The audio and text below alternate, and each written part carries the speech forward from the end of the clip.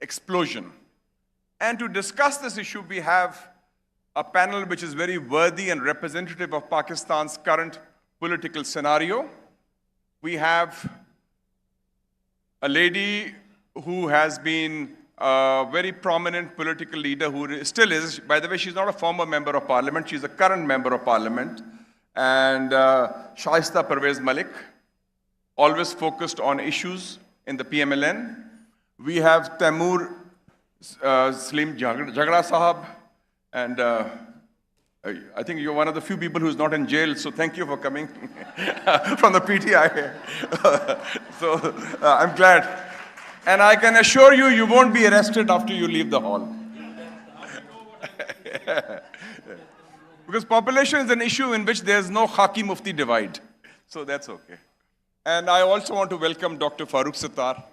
Well, he is no stranger to prisons. He has been in prison, he has been in power. So he is currently part of the establishment, but that's temporary only. Present establishment. Current establishment. Thank you very much. And this is, we'll have hopefully a stimulating panel.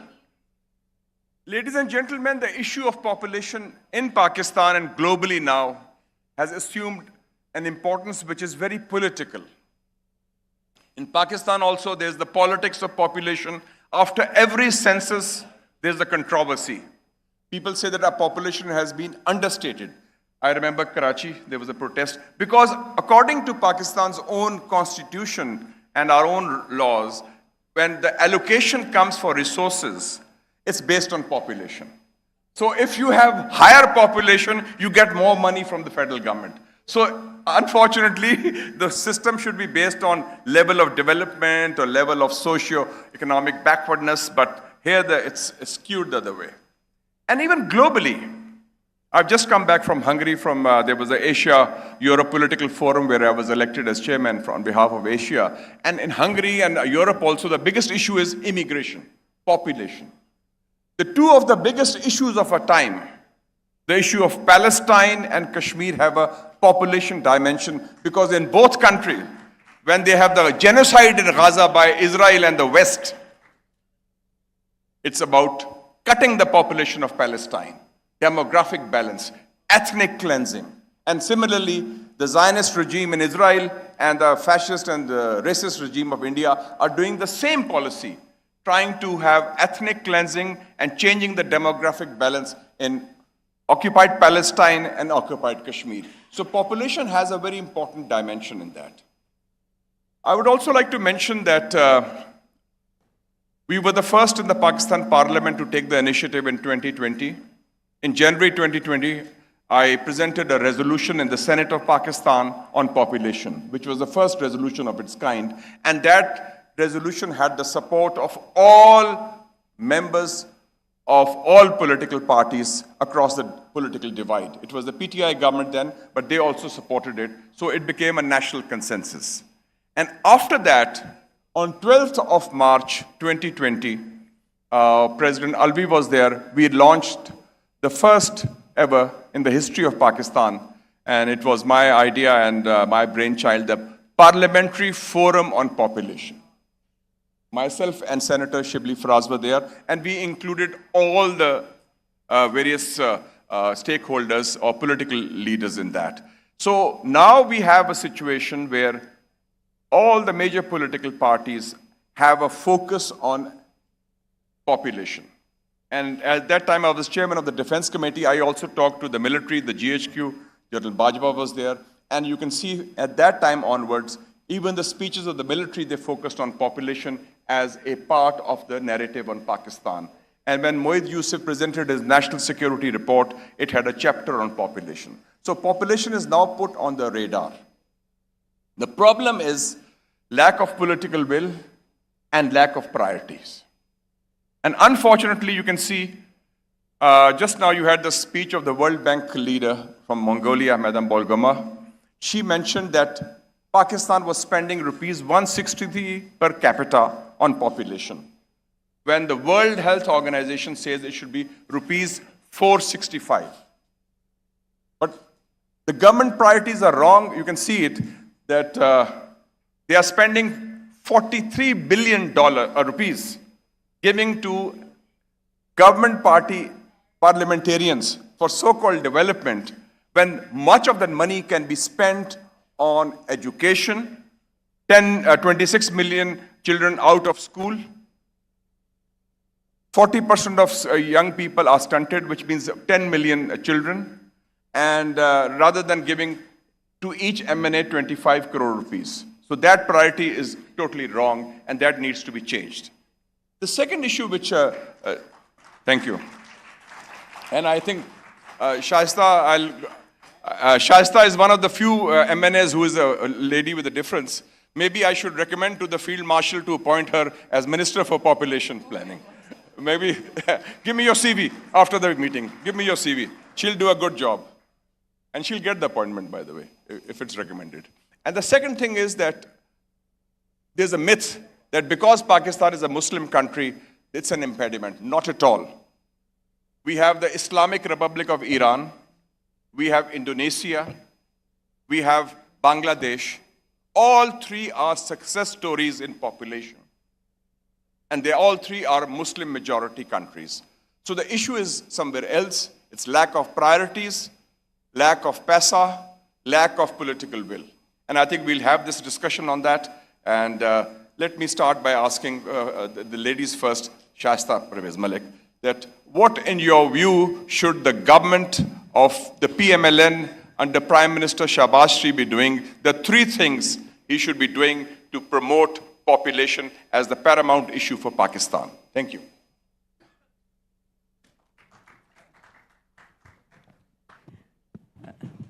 Thank you, Mushahid, and thank you for the remarks you've made.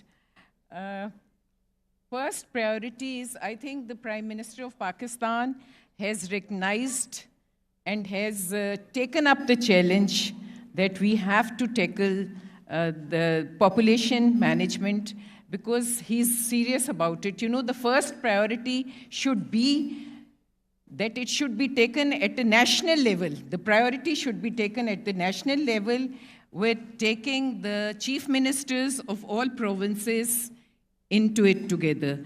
Because the lack of coordination between the federal and the provincial governments is clear and evident. Two, you have mentioned the allocation of funds needs to be seen. And one thing, I think the awareness campaign, we need to take up people along with what is decided at the top level. Because when you don't take the people along, they don't understand what you are saying. So you have to speak the language which the common man understands. So budget, your priority, and the people. I think these are the three priorities that should be taken, and it's a multi-dimensional approach that is needed simultaneously. We are working in silos at the moment. The provinces are not on board. They are in a different direction, all taking their own, what they feel is right. NFC, you have mentioned, that needs to be tackled. It needs to be delinked. I mentioned in my speech also, we need to link it with Human Development Index. That is the most important thing, because it's all about the well-being of the people of the country. So I think the discussions will soon be on the NFC award and how it has to be taken. The population needs to come under the federal umbrella, and we need to coordinate and work together with the provinces. So these are, I think the three priorities. Budget. Excellent, Shaista, and you made a very good point that the NFC award should be linked more with the Human Development Index, and I think that's a very good point. Would you be willing to recommend to the Prime Minister that instead of squandering 43 billion for parliamentarians' perks, they should be spent on population, much of it? Would you be willing to recommend that? By the way, her son is a minister also. You know, it's a serious forum, please, okay? Prime Minister already knows how important this issue is. Otherwise, I mean, there's a special committee made on, although I was the one who mentioned that we should stop playing committee, because we should now get into action. Enough discussions have gone. At least my 20 years in the political life, I've been hearing what needs to be done, what is to be done, how to be done. But I'm sorry, so far it was lack of governance, lack of implementation. There's no dearth of frameworks of how we need to move forward. But let me assure you, Mushahid, the Prime Minister is serious this time. We know that we have no money to feed this population. So it is important. It's linked with economy, and economy is linked with security. And security is linked with our existence. So we have to get serious about it. Thank you. And please tell the Prime Minister his priorities are wrong on population. Thank you. Mr. Jhagra, your government was in office for 4 years under Mr. Imran Khan, and the economy was doing reasonably well, and you were a success story in COVID. And your government has been in power in the KP for the last decade plus. Can you tell the audience what the PTI government in the province, since population is a provincial subject, did for the cause of population planning? If there is any achievement that you think is noteworthy. Thank you. Is this on? Yes, and he was, by the way, finance minister in the government. So, as far as achievement is concerned, as you look at the latest census, you will see the province with the lowest population growth rate is Khyber Pakhtunkhwa. The lowest. Now, good. I want to speak openly and honestly here. So what does confuse me, though, is that the same set of figures show that the highest fertility rate is in Khyber Pakhtunkhwa. So I don't know what to believe. So I think I can tell you that we made an effort. But this, you know, it is both surprising and not surprising, because when you can manufacture election results, you can manufacture population numbers, you can manufacture economy numbers, you can do whatever you like. But I think if we just try and focus on this issue, I'll tell you in the context of what needs to be done, because I think we certainly worked, and you see it in some of those figures. But I think if you take a different approach, you can do a lot more quickly. And I just want to spell out those 2 or 3 things in the interest of implementation. The first thing is money. Money is not a problem. Anyone who says that financing for population is a problem, just look at the figures. I think, as you said, as the country head of the World Bank said, and I had slightly different calculations, but broadly the same. If all we need to do is to take family planning spending from 40 billion rupees a year and increase that 3x, that's 80 billion over 4 provinces. That's not a lot. In fact, I'll tell you where the money is as well. It actually shows you how the donors and development partners and our governance model, as the IMF's and the World Bank report recently said, are both failing Pakistan. The money is there. The IMF is making the provinces of Pakistan actually put that money aside by saying leave 1,500 billion rupees as a surplus. So the money is there. We're saying population is such a big issue. The head of the World Bank is here. I'm sure there are representatives from the IMF. If not, I'm sure the reports say the same thing. Why aren't they willing to allow the provinces to spend that extra 80 billion? Why aren't the 4 provinces in the federal government going to these 2 institutions and saying, let us spend that 80 billion from there? Right? So that's the first issue, is that for many actual issues, when you actually try and work out the numbers, it's not a big deal. Right? That 80 billion rupees will take us from 165 rupees per head to 500 rupees per head. Problem solved. The second issue is where the money is spent. And I'll tell you, this is where the challenge comes when you're trying to work as a change agent in government. As you rightly said, Mushahid Saab, there was an initiative led by President Talvi on family planning. And I think he called all the chief ministers and all the chief secretaries. And as a result, we had a summary proposal to the cabinet on improving family planning. And I remember, I think the figure... 10 billion. 10 billion. 10 billion. I thought I had it wrong. You've just... 10 billion. Now, I remember in that cabinet meeting asking the chief secretary, can he break down what the 10 billion is for? And that will tell you the state of governance or the state of capacity in our institutions and in our bureaucracy, and maybe because we erode that capacity in every hybrid intervention after every hybrid intervention. You're going to get me into jail for talking and all this, but... you are secure for the time being, okay. till further orders. Please take his word. So the chief secretary, when he broke down that 10 billion rupees, 9.5 billion of it was for procuring land for new family planning centers. Oh my God. And I said, this is ridiculous. We're going to be procuring land for the next 10 years. And then that land is going to, the land procurement is going to go to the courts. And in the end, we're going to pay another 50 billion because we procure this at DC rates. And why don't we just buy contraceptives of whatever amount you want, and we can actually fulfill the unmet need. And then whether you need 10 billion or 2 billion or 3 billion, just take it. This particular conference has reminded me that the chief secretary never came back with a proposal, right? And I think that just shows you the paucity of thinking, because I was reading up on the Bangladesh success story, and a large part of it was they decided to simply distribute contraceptives at every doorstep. Directly. Right? We have that staff, we have polio workers, we have community health workers. We can do that any time. We don't. So how to spend that money is also clear. The third thing that is a governance issue, and you know, I realized this when I was health minister. In fact, what I did at the time was, I told my staff that every BHU, every primary healthcare center must, in its set of key metrics, have family planning as one of them.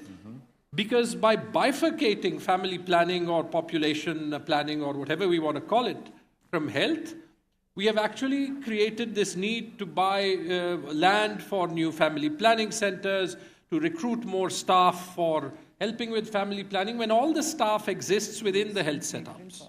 So the third action that needs to be taken is to have the population or family planning departments integrated with health, so you can use the benefit of the health ecosystem that already exists. And my last point is the enablers around all this. And that enabler is where I disagree with you on the NFC is, right? That while the 80 billion on population may be a small figure, what actually drives a reduction in the fertility rate? Better education, better health, increased economic prosperity. You see it, including in Pakistan, where the economic development is high, education will be high, and the fertility rate drops. But how do you improve education and health outcomes? Education spending is 2% of GDP. There is a consensus in the country, including in many conferences like this, that it should be at least 4% of GDP. That is another 2 trillion rupees that the provinces need to spend. Health spending is less than 1% of GDP. Doubling it to 2% of GDP, which is still below global developing country benchmarks, less than half of global development country benchmarks, is another 1 trillion rupees.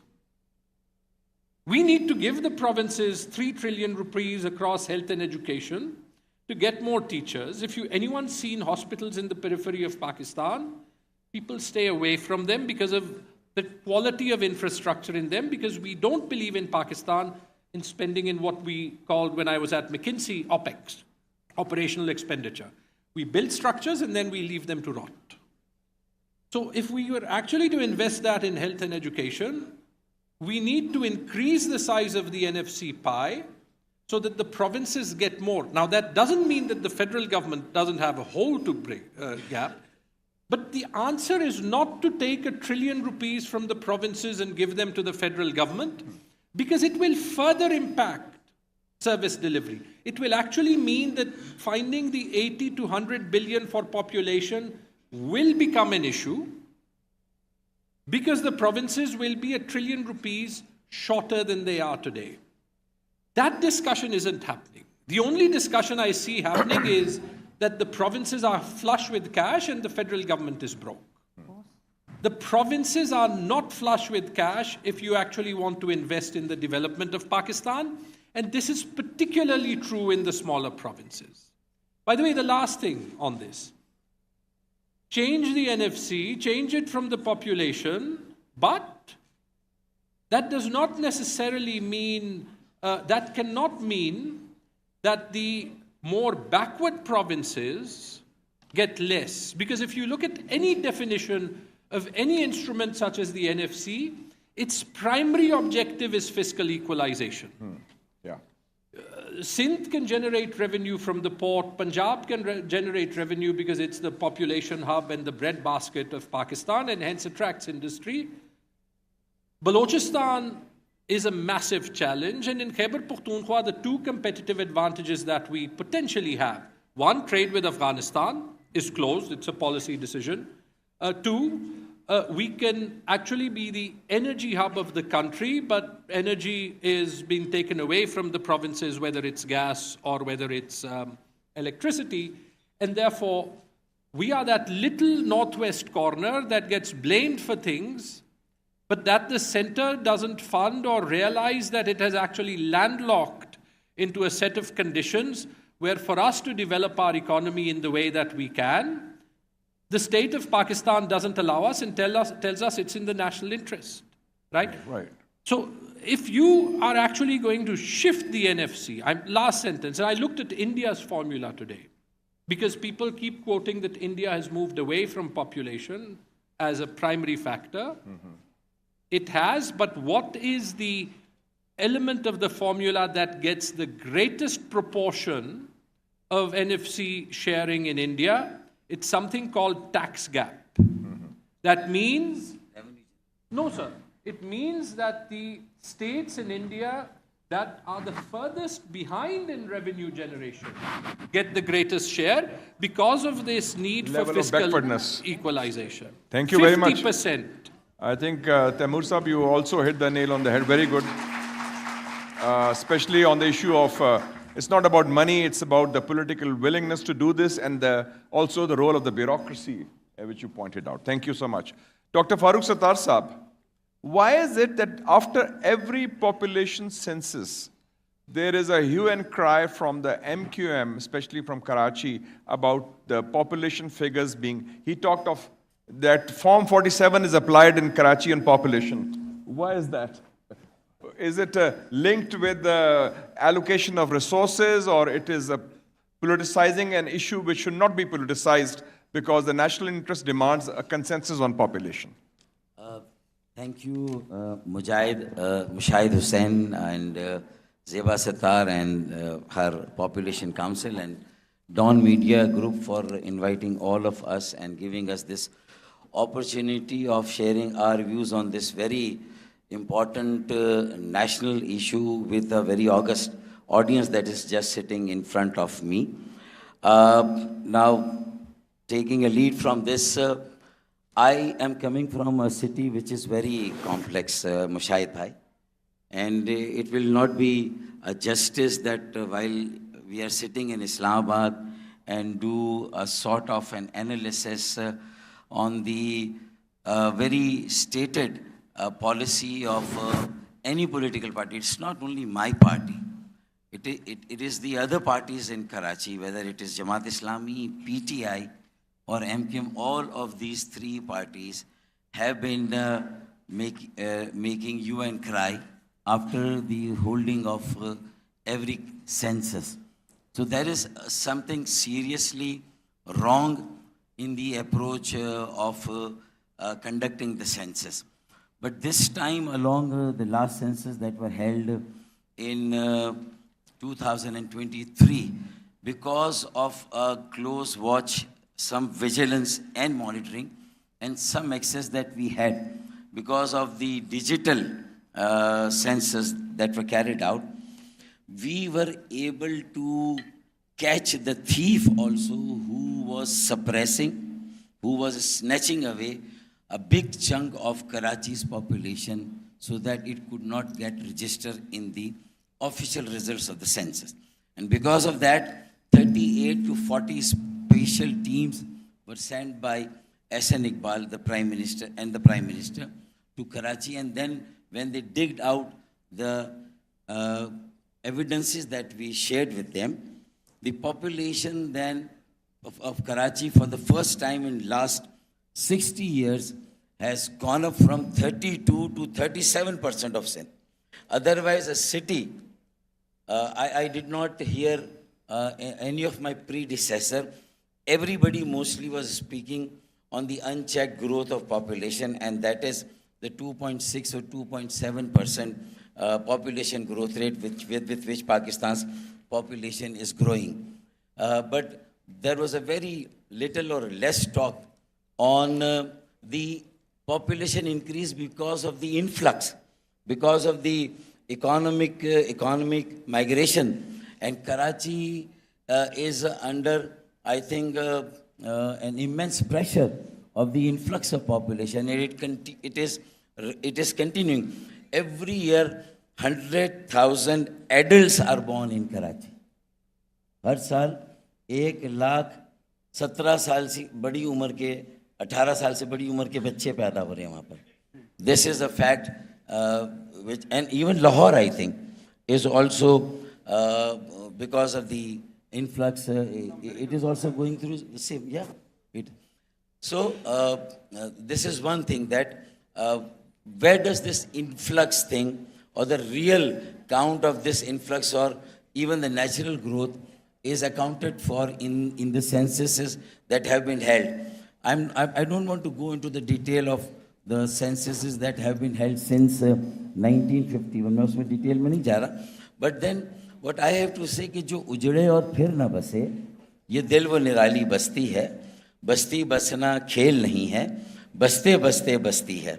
Now may all, the hearts of all of you remain inhabited by good people, memories of good people, and may our neighborhoods, our cities and our societies also remain inhabited by people who spend a quality life, who spend a life which they deserve.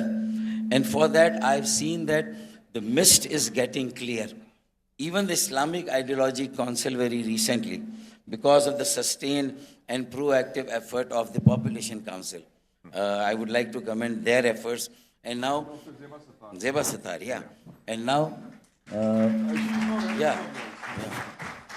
because of her efforts, Islamic Ideology Council even has conceded that this population control thing is not un-Islamic. I think this is a very good progress made by the Population Council, and the Parliamentary Forum, which has been regularly sitting on this population issue, is also contributing a lot. Then the second good achievement was made by the Parliament, that another resolution has recently been passed. And there is a consensus across the board. All parties have come along and supported this resolution. The third thing that has happened is the Prime Minister, who has formed a special task committee on this, and has asked the task committee to submit the report as soon as possible, as early as possible, which is again. Now, if all these things have happened and have converged, and the mist is getting cleared, that behind this underlying problem of unchecked growth of population, every problem in our national sector has emanated from this problem. This is the mother of all problems. So this need, the same, a national consensus is now needed. Through a national consensus, otherwise Zeba Sattar's and Dawn Media Group efforts will be an exercise in futility if very soon an all parties conference is not held. which should be attended by the top leaders of all parties. And they come to before the 250 million people of Pakistan and make a commitment and formulate a national narrative, which should suggest that if there is anything to be incorporated in the 28th constitutional amendment, if the 28th constitutional amendment is somewhere being discussed, then what legislations are required to make this population control thing very in a settled way acceptable by people coming from different ethnic backgrounds, different tribal backgrounds, and some other backgrounds also. So, one thing that I think that was missed in the earlier discussion was the role of local governments. Now, what we are discussing and focusing, that policy has to be made by the federal government, and provinces are actually the owners of this population control. But the main instrument or tool of delivery, wherever, the success of one-child policy in China is very clearly and categorically attributable to the role of local governments in China. Local governments in China, they played this role, reaching, because the parliamentarians... For that, you need the Communist Party of China. We don't have that here. But it is their large-heartedness, no? That this is a one-party rule, but they have devolved and have empowered local government system. There are 15 parties who contest the elections for the local governments. And those parties contest and they try to deliver more and more on anything that is their responsibility. So, responsibility devoid of authority is not for an effective government. Our local governments are merely showpiece. 140A has been interpreted completely in different way by every provincial government. So the laws that exist, the local government laws, are completely in contradiction and violation to the spirit of Article 140A. Despite that, Justice Gulzar Ahmad Sheikh, Chief Justice of the Supreme Court, has adjudicated that this is the elaboration, this is the spirit of devolution of financial, administrative and political power. And there are 200,000 councillors in the wards, chairman in the UCs, chairman in Tehsil and town councils. Then there are mayors and deputy mayors and UC chairman in the metropolitan and municipal councils. So why are we not using this local governments as the tool? Even lady health workers, jo ki polio, which are on ground sometimes and sometimes they're not, for this eradication of polio, for anti-polio drive. Why they are not clubbed under the Department of Health and Preventive Healthcare of the local governments? Thank you, Dr. Your point about local government is very well taken. And in the NFC, agreeing and disagreeing with Jhagra Sahab, that population should not be discarded and revenue generation or areas which are non-developed, they should be considered. I think then we can do this because the allocation and the distribution that is being done by the NFC between the center and the provinces get an inherent allocation of the 30 districts in Sindh, 42 districts in Punjab, 38 districts in KPK, and 34 districts in Balochistan. So, is there any guarantee in the constitution that this share of the districts is properly being allocated to the districts from the provincial government of Sindh, Punjab, Balochistan or KPK? And then there are regional issues also, urban and rural Sindh, Hazara division versus KPK. So we have to address... Dr. Sir, we are running short of time. मुझे पता है, लेकिन ये important Your point is, I think, very valid, yes. So what I would suggest in the current National Finance Commission to those who are evolving a formula NFC award, so I think that when they distribute whatever is the 82% population, 5% revenue, non-area or non-developed or whatever is the criteria, then they should also consider that 60% or 70% of the provincial share that is coming from the center actually belongs to the development work for the infrastructure development in the cities and districts. So they should also give an award for the 144 districts of Pakistan also.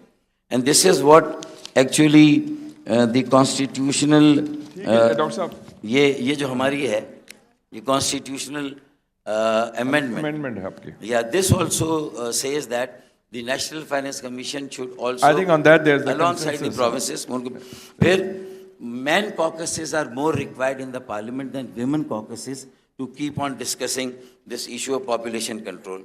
ये तो मर्दों को ज़्यादा आगाही देने की ज़रूरत है, उनके कॉकस बनाने की ज़रूरत है, उनको इंगेज करने की ज़रूरत है और उनको ये समझाने की ज़रूरत है कि भाई ये भी कोई इशू है. Then political parties and their workers have to be trained into giving this awareness to their constituents also. They should use their good offices और वहाँ भी ये काम होना चाहिए. And I am happy that finally the time has come that politics and population have come together. Thank you. दोनों चीज़ें And I साथ think that on that note, I would say there is a national consensus. Yeah. I just want to make clear, I know the time is running out, but I want to say कि देखिए NFC पे अभी कोई decision नहीं हुई. It will be with the consensus of the provinces also, but I differ here कि ऐसा नहीं होगा कि we leave behind underdeveloped provinces. They will be, resources more will be allocated to them. And reduction in provincial जो inequalities हैं, those will be addressed.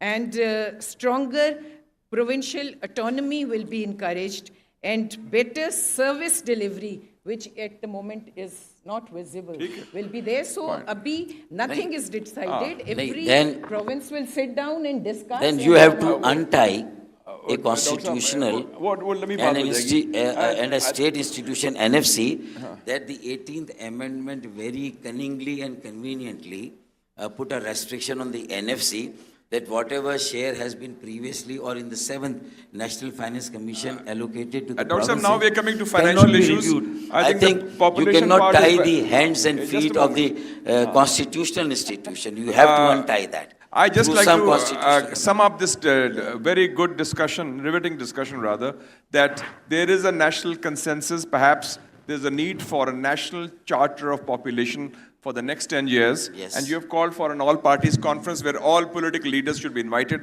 Perhaps that will lead to the release of Imran Khan also. So you can also support that.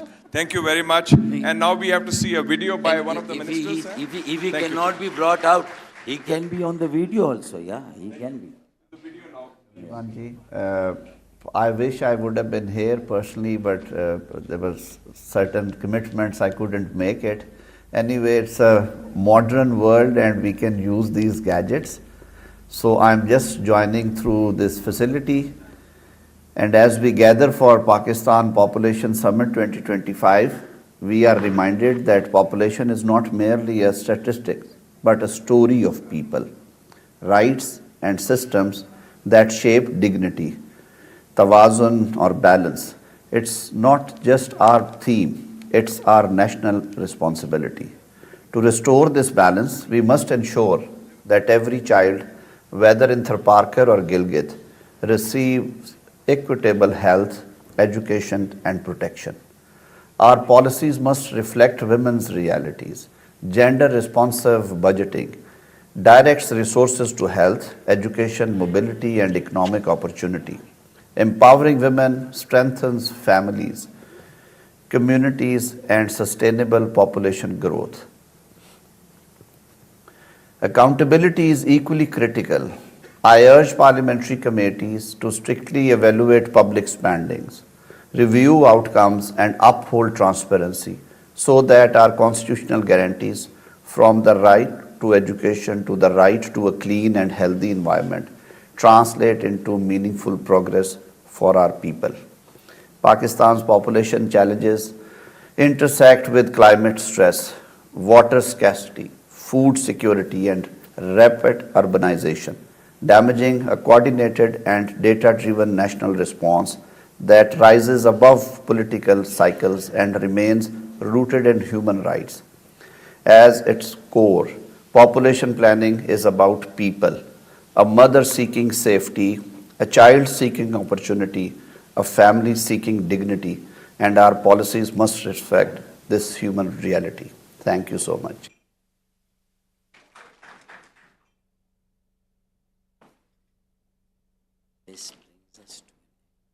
Thank you to our session participants for their time and wise words. With this, we conclude session 4. We will now break for lunch. Kindly make your way to the dining area and return within 20 minutes to resume the summit proceedings. Some very insightful and informative sessions await you right after lunch. We look forward to welcoming you. Thank you.